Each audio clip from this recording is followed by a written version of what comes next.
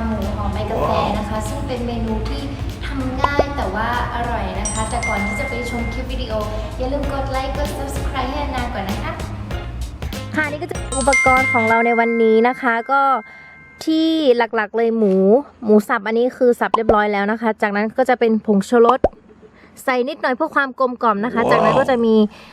ซีอิ๊วขาวใส่แบบให้มันมีรสชาติเนาะแล้วก็เกลือป่นนะคะแต่เราจะไม่ใส่น้ำปลาเพราะว่าใส่ซีอิ๊วขาวแล้วก็จากนั้นก็จะเป็นรสดีค่ะอูมามิแล้วก็จะมีไม้จิ้มฟันนะคะสำหรับการทิ่มแทงแบบห่อให้หมูกับใบกาแฟอะไรเงี้ยห่อด้วยกันจากนั้นก็จะมีพริกไทยค่ะใส่นิดหน่อยเนาะแล้วก็ที่ขาดไม่ได้นะคะที่เป็นพระเอกของงานนี้ก็คือใบกาแฟนั่นเองค่ะขนาดของใบเนี่ยแล้วแต่ความชอบเลยนะคะจะใบเล็กใบใหญ่ก็ได้แต่ว่าไม่ต้องเอาใบแก่มากนะแบบมันเวลาเราทอดอะไรเงี้ยมันจะไม่อร่อยค่ะโอเคเดี๋ยวเรามาเริ่มปรุงกันเลยค่ะทุกคนใส่เกลือนิดนึงนะคะ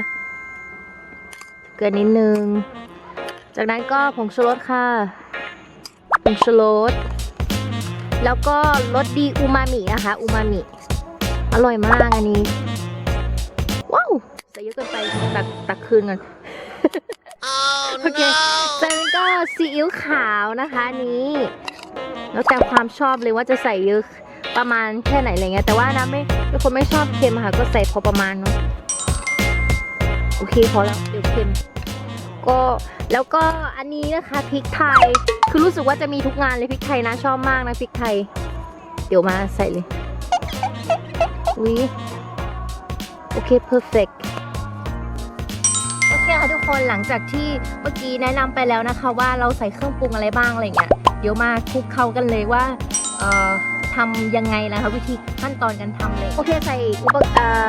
เขาเรียกว่าเครื่องปรุงรสเสร็จแล้วนะคะก็คลุกเคล้าให้มันเข้ากันนะคะเพื่อแบบจะได้ทั่วถึงเนาะก็คนค่ะทุกคนแบบไม่ต้องอันนี้คือบางคนเขาอาจจะใส่เขาเรียกว่าอะไรหอมขาวใช่ไหมแต่นะไม่ใส่นะคะเพราะว่ารู้สึกว่าเวลาทอดมันจะไม่กรอบอะไรเงี้ยหมูไม่กรอบอะไรเงี้ยไม่รู้ว่ารู้สึกไปเองหรือเปล่าแต่ว่าไม่ใส่อะค่ะก็ใส่ง่ายๆแค่นี้เนาะอยู่ที่ในเมืองหรือว่าที่ไหนก็ทำกินได้โอเคนะคะทุกคนจากนั้นนะคะเราไปเด็ดใบกาแฟมาแล้วนะคะสดๆจากสวนหลังบ้านเลย wow. แล้วก็เราจะเอาด้านนี้นะคะด้านเขาเรียกว่าอะไรด้านหลังด้านหน้าคือจะเป็นเขียวเข้มใช่ไหมคะแต่ว่าด้านหลังเนี่ยคือมันจะเป็นเขียวอ่อนอะไรเงี้ยก็จะใส่หมูสับนะคะก็ตักหมูสับใส่เลยค่ะตักใส่พอประมาณนะคะไม่ต้องแบบเยอะเกินนะเดี๋ยวหมูไม่สุกนะใบกาแฟจะไหม้แล้วเดี๋ยวหมูไม่สุกอะไรอย่างเงี้ยงานเข้าเลยทีนี้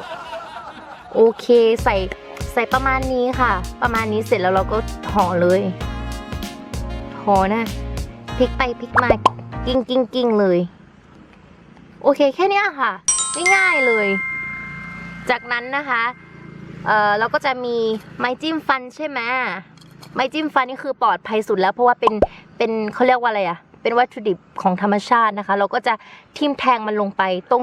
เนี้ยค่ะตรงนี้แบบเพื่อที่จะให้ใบกาแฟมันบาลานซ์กันไม่เขาเรียกว่าอะไรไม่หลุดออกไปอะไรประมาณนี้ค่ะทุกคนก็ได้แล้วนะคะ1ชิ้นโอ้โหง่ายๆเลยอะ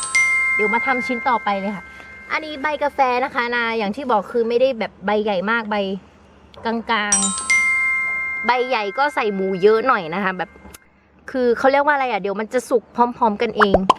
แต่ไม่ต้องใส่หมูสับเยอะนะทุกคนเพราะว่านะเคยใส่แบบเยอะมากๆแล้วแบบหมูไม่สุกอ่ะคือกาแฟกรอบจนไหม้แล้วแต่หมูข้างในมันไม่สุกอะค่ะทุกคนโอเคใส่ไปเลยนี่นะคะได้แล้วโอ้หมูโผล่โอเคหมูห่อใบกาแฟเนี่ยจริงๆแล้ว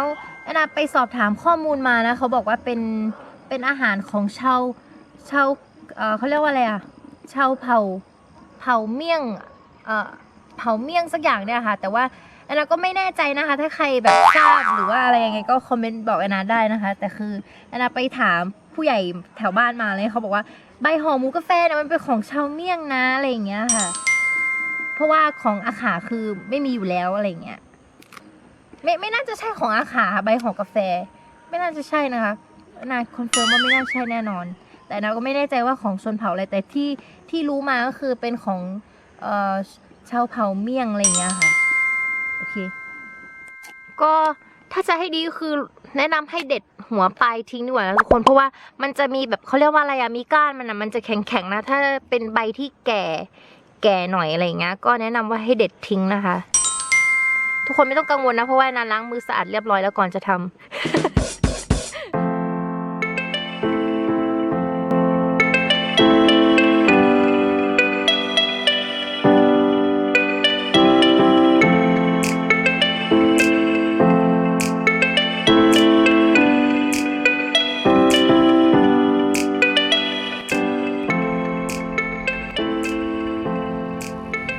พอเสร็จเรียบร้อยหมดแล้วนะคะทุกคนอันนี้ก็จะเป็น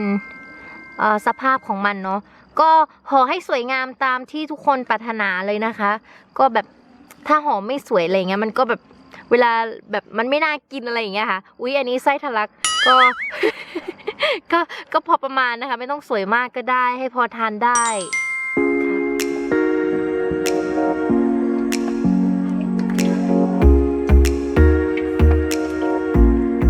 ก็ใส่น้ำมันพืชไปแล้วนะคะใส่แบบ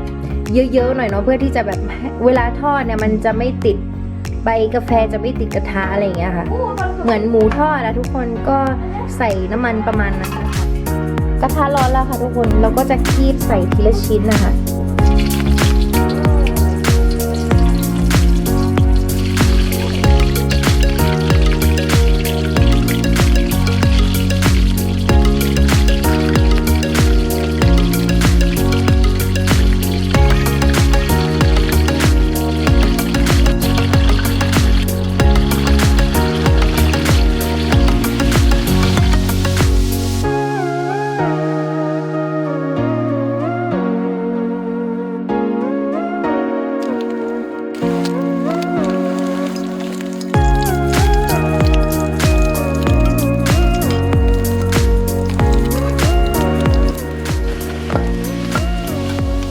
ใกล้จะได้แล้วนะคะทุกคนอันนี้ไม่ได้ไหม้นะคือใบมันสุกมันก็เลยจะเป็นสีแบบนี้อันที่เหมือนจะแบบสุกมากๆแล้วก็ตักออกเลย